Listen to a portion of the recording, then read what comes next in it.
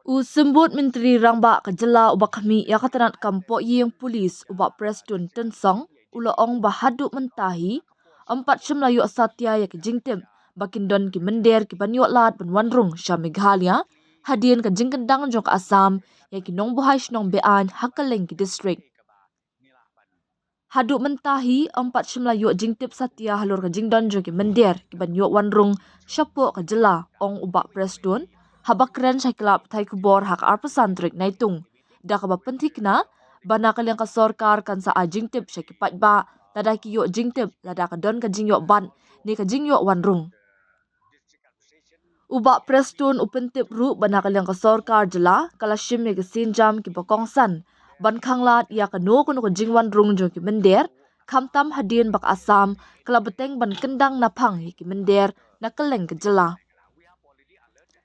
Hak jing shisha ngiladap ban shong jingalang bat kitanan badikmi.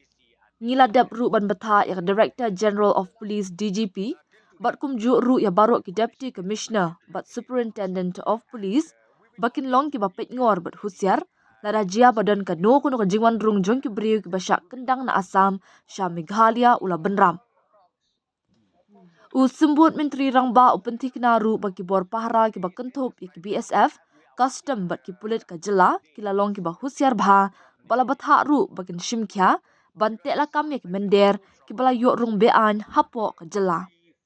In fact, we already had a meeting with all the concerned department. We have already instructed the DGP and also all the concerned district administration and the SPs to be more vigilant in case if there is any kind of influx through Assam or if there is any kind of trying to enter the state of Meghalaya. We have already alerted and we have already instructed also to all the district administration, both DC and the SP.